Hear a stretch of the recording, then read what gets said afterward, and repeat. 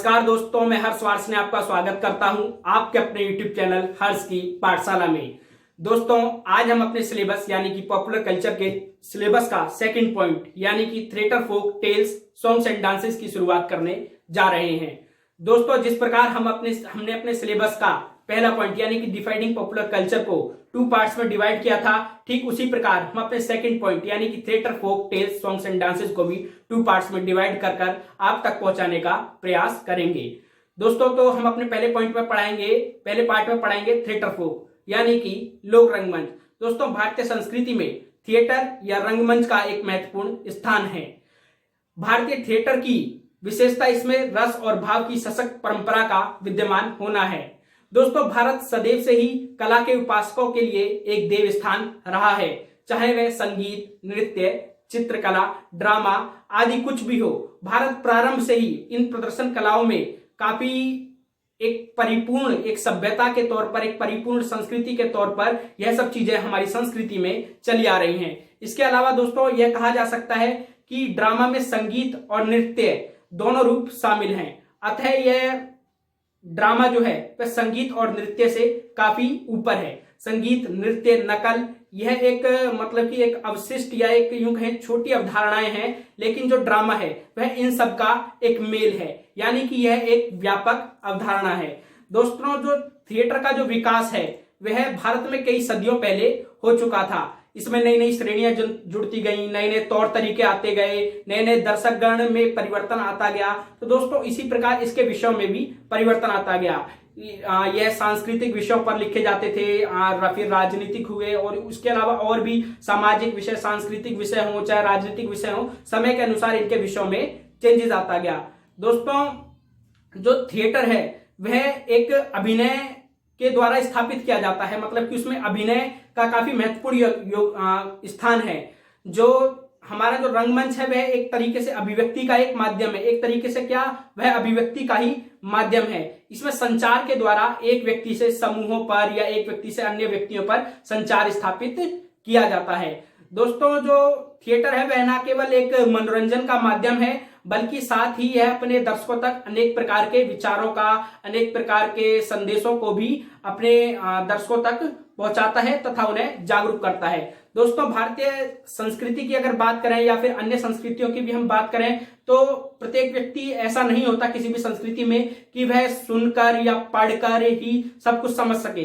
तो अभिनय एक ऐसा माध्यम है जो कि बहुत ही सरल तरीके से लोगों को जागरूक करता है, लोगों तक अपने विचारों को पहुंचाता है।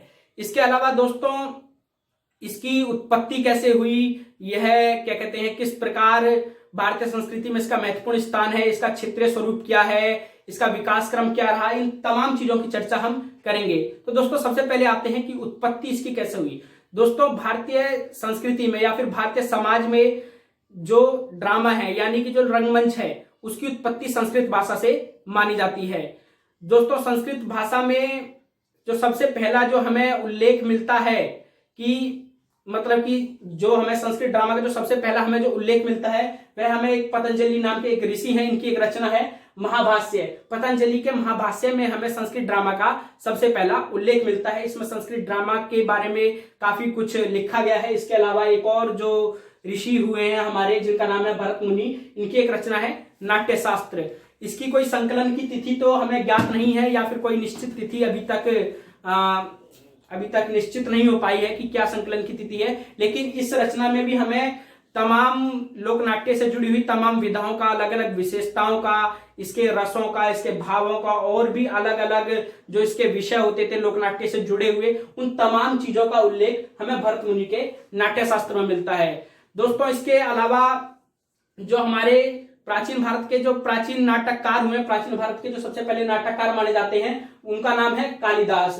कालिदास एक काफी फेमस और काफी बड़े नाटककार थे, जिन्होंने प्रेम पर काफी रचनाएं लिखी थी। इनकी प्रेम की रचनाएं काफी फेमस हैं, और इनकी प्रेम पर लिखे गए कुछ नाटकों का हमने इधर भी उल्लेख किया है, जिसमें से एक है मालविकाग्निमित्र, दूसरा है विक्रम उर्वशी, तीसरा है अभिज्ञान शकुंतलम।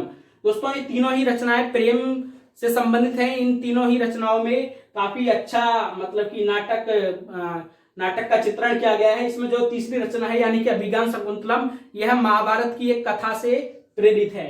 इसके अलावा एक और नाटककार हुए जिनका नाम है भवभूति। भावभूति, इन्होंने भी काफी नाटकों की रचना की। इसमें एक है इनका नाटक मालती माधव, दूसरा है महावीर चरित्र, तीसरा है उत्तर रामचरित्र।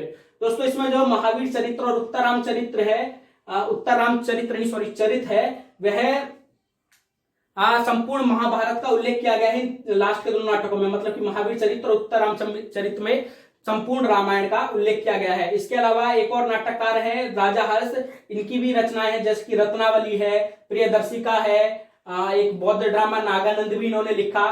तो दोस्तों इस प्रकार से ये हमारे संस्कृत के कुछ महान नाटककार हुए हैं जिन्होंने संस्कृत नाटक को एक अलग समाज में एक अलग दर्जा, एक अलग ओहदा प्रदान किया। इसके अलावा दोस्तों संस्कृत जो हमारे नाटक हुए हैं उसकी विशेषता एक यह है कि उसमें जो पात्र होते हैं, पात्रों में हमें सामाजिक अंतर का, सामाजिक जो विभाजन है उसका हमें पता चलता है।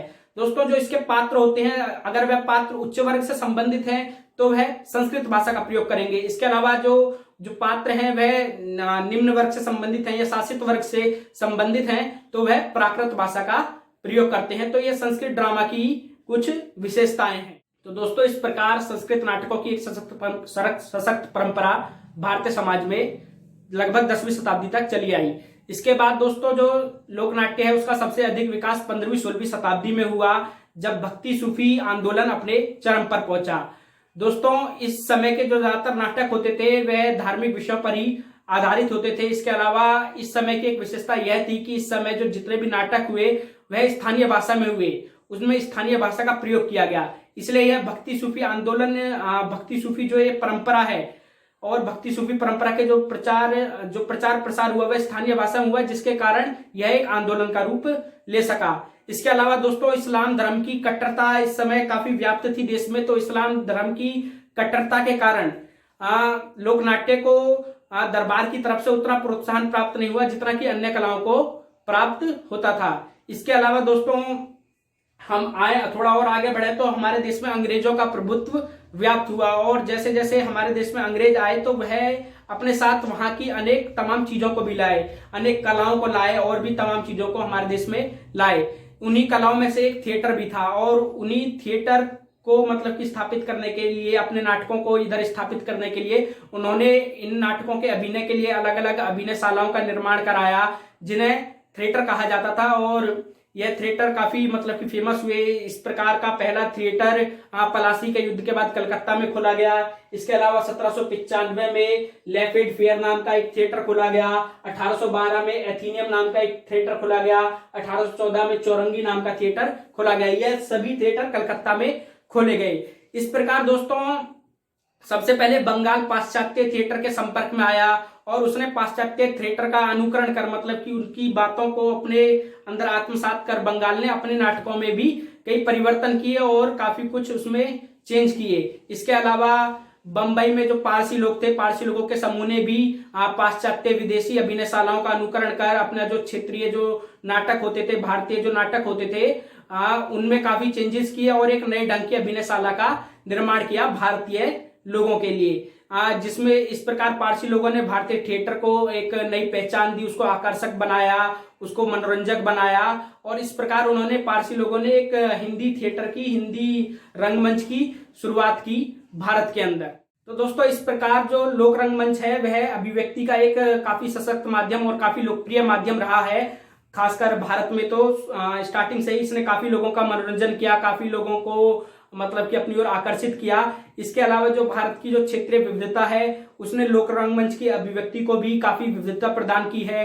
जैसे 18वीं-19वीं शताब्दी में बंगाल में एक जात्रा नाम से जो लोक नाट्य चलता था वह काफी फेमस है, चलता था क्या अभी भी चलता है, और इसमें जो मिथक होती थी, जो लोक कथाएं होती थी, उनका प्रस्तुतिकरण किया जाता था। इसके अलावा जो भारत के जो विभिन्न क्षेत्र हैं उन क्षेत्रीय अंचलों में विभिन्न प्रकार के जो लोक रंगमंच है उनका काफी महत्वपूर्ण योगदान है। आज भी वह काफी फेमस है, जैसे कि हमने इधर लिख रखा है अपने, जैसे कि बंगाल में जात्रा नाम का एक लोक रंगमंच चलता है, उत्तर प्रदेश में नौटंकी नाम का, महाराष्ट्र में तमाशा, उड़ीसा में लीला, पंजाब में स्वांग, गुजरात में भावई नाम से, कर्नाटक में यक्षगान, केरल में कथकली, कश्मीर में भांड जश्न, राजस्थान में बाबूजी की फड़ या ख्याल।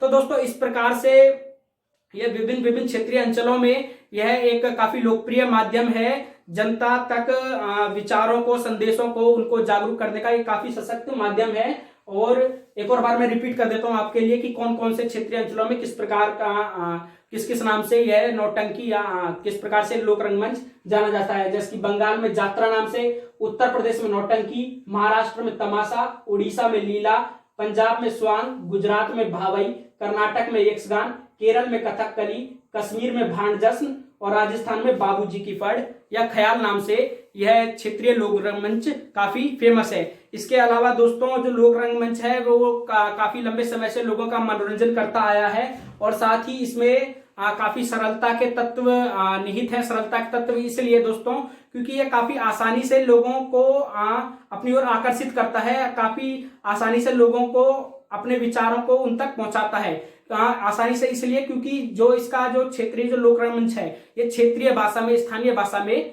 होता है। इसके अलावा दोस्तों जो लोक रंगमंच का एक सशक्त माध्यम कठपुतली भी है।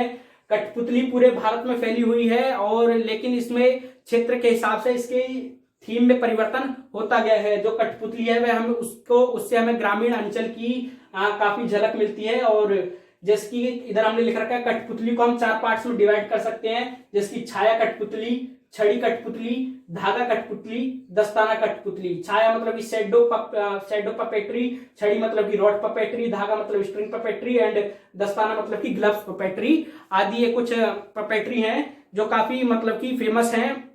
इसके अलावा ये जो कठपुतली है वह कठपुतली काफी एक लचीला माध्यम है अभिव्यक्ति का। और इस लचीला इसलिए दोस्तों क्योंकि इसके अलग अलग नाटकों में इसका एक ही पपेट्री का प्रयोग किया जा सकता है, इनकी ड्रेस बदली जा सकती है। तो इस प्रकार यह भी एक काफी प्रभावशाली और काफी मतलब कि लचीला और काफी फेमस एक माध्यम है लोक रंगमंच का। दोस्तों इसमें जो छाया पपेट्री मतलब कि छाया, जैसे कि आपको मैं समझाता हूँ, जैसे कि मेरी इस ब्लैक बोर्ड पे इस व्हाइट बोर्ड पे जो छाया पड़ रही है तो इस प्रकार कठपुतली को लगा दिया जाता है और उसकी छाया के माध्यम से अभिनय करके दिखाया जाता है। इसके अलावा जो छड़ी है जैसे कि कोई छड़ी कठपुतली मतलब कि जो एक छड़ी के ऊपर कठपुतली बांध दी जाती है, सेट कर दी जाती है और उसके माध्यम से उसका अभिनय किया जाता है। जैसे कि मान के चलिए यह एक छड़ी है और यह पपेट्री है, इसके ऊपर मैंने सेट कर दिया और इसको मैंने मतलब कि विभिन्न प्रकार से नचा के इसका अभिनय किया। इसके अलावा जो धागा कठपुतली है मतलब कि जो पपेट्री है, पपेट्री को धागे से जोड़ दिया जाता है और फिर उंगलियों में उन धागों को बांधकर मतलब कि उनसे अभिनय कराया जाता है। तो उस प्रकार की धागा मतलब कि स्ट्रिंग कठपुतली। और दस्ताना कठपुतली मतलब कि दोस्तों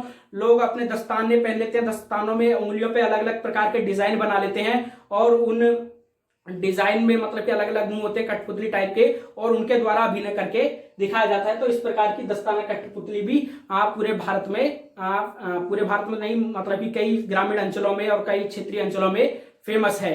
तो दोस्तों इस प्रकार ये हमारा लोक रंगमंच पूरा हुआ। इसके बाद जो भी मतलब कि तमाम आपके जो क्वेश्चन है इससे रिलेटेड वह आप पूछ सकते हैं। दोस्तों अब हम आते हैं टेल्स पर। दोस्तों जो टेल्स है मतलब कि जो कही सुनी कहानियां होती हैं उनको टेल्स कहा जाता है, जिनकी एक मौखिक परंपरा हमारे भारतीय समाज में काफी लंबे समय से चली आ रही है। मौखिक परंपरा मतलब कि पीढ़ी दर पीढ़ी, एक पीढ़ी ने दूसरी पीढ़ी को सुनाई, दूसरी पीढ़ी ने तीसरी को। तो इस प्रकार से यह परंपरा काफी चली आ रही है और वर्तमान समय में इनको संकलन भी किया जाता है और तमाम तरीके से टेल्स जैसे कि आला और उदल की कहानी है, महाभारत है, रामायण है और भी जैसे कि महारानी पद्मावती की कहानी है, मीराबाई से जुड़े हुए प्रसंग हैं। इसके अलावा जो महात्मा गांधी से रिलेटेड कई मतलब कि आश्चर्यजनक कई उनकी जादुई मतलब कि व्यक्तित्व को लेके काफी कहानियां जो फेमस हैं। तो इस प्रकार की जो कहानियां जो हमारे समाज में चली आ रही हैं, जो काफी मतलब कि आम कहानियां हैं, राजा रानी की कहानियां होती हैं, भूतों की कहानियां होती हैं, चुड़ैलों की कहानियां होती हैं, इस प्रकार की दादी नानी की कहानियां होती हैं। तो इन सभी कहानियों को हम टेल्स के अंदर रखते हैं। तो दोस्तों टेल्स में फिलहाल मतलब कि इतना ही है। इसके अलावा जो टेल्स का जो अब हमारा जो अगला टॉपिक है, इस टॉपिक से अगला जो टॉपिक है यानी कि फोकलोर। तो दोस्तों फोकलोर में हम इसको पढ़ाएंगे टेल्स को और भी विस्तृत तरीके से, क्योंकि फोकलोर का मतलब ये लोक साहित्य, तो यह लोक साहित्य का ही एक पार्ट है। इस पे काफी हम उस वीडियो में काफी विस्तृत चर्चा करेंगे।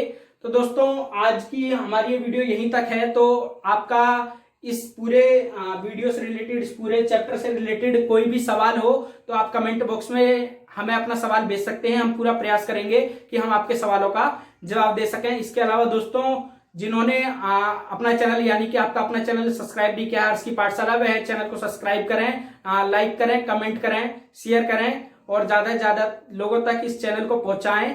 आपका बहुत बहुत धन्यवाद मेरे साथ बने रहने के लिए।